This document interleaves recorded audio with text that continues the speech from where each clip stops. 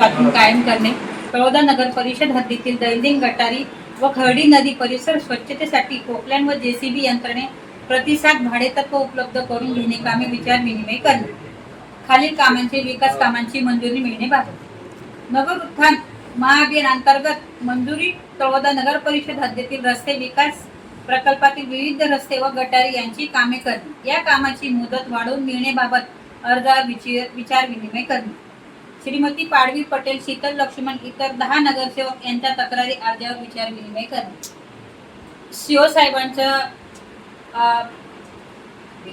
बेजबाबदार असल्यामुळे साहेब आम्हाला सत्तेतून 5 महिने झाले असताच साहेबांना सांगून चुकलो की साहेब आपल्या तळोदा शहरात खड्डे, रस्ते, गटारी, जिथे रस्ते आहेत तिथे गटार नाही, त्यांनी दुर्लक्ष केलं आणि आम्ही सांगितलं साहेब आपल्याला पाहणी करायची, साहेबांनी फक्त हो म्हणायचे, हो ताई आपण जाऊ, कधी जायचं पाहणी करायला. साहेब मी ऑफिसात आल्यावर साहेब असायचे गैरहजर.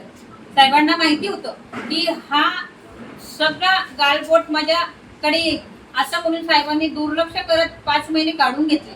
पण लोकांचा रोष आमच्यावर येत असतो की ताई आमच्याकडे खड्डे, भाऊ आमच्याकडे रस्ते नाही, जिथे रस्ते होते तिथे गटार नाही. आणि आम्ही जेव्हा आम्ही स्वतः पाणी करत असताना आम्ही लोकांना सांगितलं तुम्ही का रस्त्याची कामं करू दिली, तर ते सांगायचे आम्हाला दमदाटी केली जायची. प्रशासन पिरियडमध्ये एवढी दमदाटी केली आणि एवढं त्यांच्यावर बेजबाबदारीने खूप काही लोकांशी त्यांनी संवाद केला की अक्षरशः ते शिवीगाळ सुद्धा करत होते.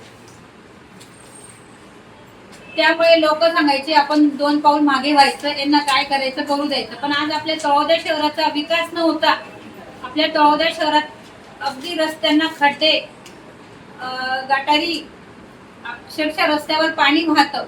आता त्यांनी स्मारक चौक, राजपथ हा रस्ता 2 वर्ष न होता म्हणजे असं वाटतं की हा रस्ता 10 वर्षापूर्वीच केलेला आहे.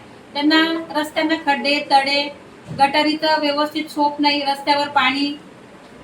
त्यामुळे आम्ही फक्त सीओ साहेबांना आज विचार विनिमय करण्यासाठी साहेबांना एवढीच आमची विनंती होती की साहेब तुम्ही दुर्लक्ष का केलं. आम्ही सत्तेत असताना साहेब अशा किती वेळेस गैरहजर आहेत?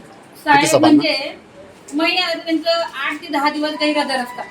कारण मी असं ऑफिसला रोज येते. आपल्या अध्यक्षतेखाली ही 3री सर्वसाधारण सभा, ही आमची चौथी सर्वसाधारण सभेत साहेबांची अनुपस्थिती किती वेळेस होती? ही एकच पहिल्यांदाच साहेब. तर आपण याबाबत काही वरिष्ठांना कळवणार आहात का? हो, आम्ही जिल्हाधिकारी मॅडम, नगर विकास, मुख्यमंत्री, उपमुख्यमंत्री सुमित्रा वहिनी यांना आम्ही पत्राद्वारे, लेखीद्वारे पाठवू. आणि मल्टी युटिलिटी व्हॅनचं पुन्हा एकदा लोकार्पण झालंय मॅडम, त्या संदर्भात काय सांगाल?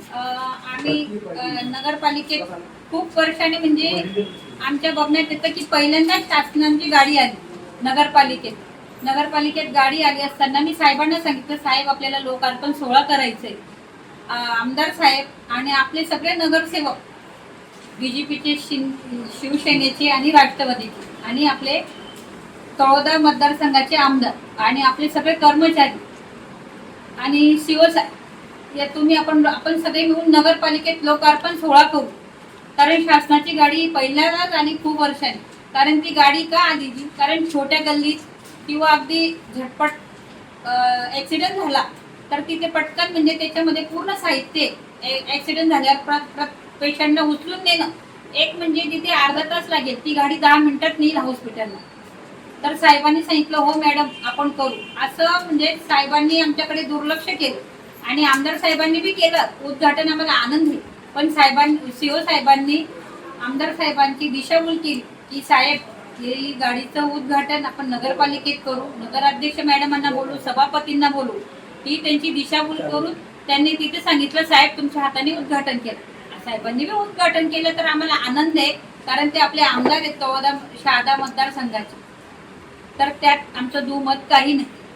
आणि इथून कुठलाही कार्यक्रम आम्ही करू, नारळ फोडू, उद्घाटन करू तर आम्ही आमदार साहेब आणि सगळे नगरसेवक मिळूनच आम्ही पुढचा कार्यक्रम करू.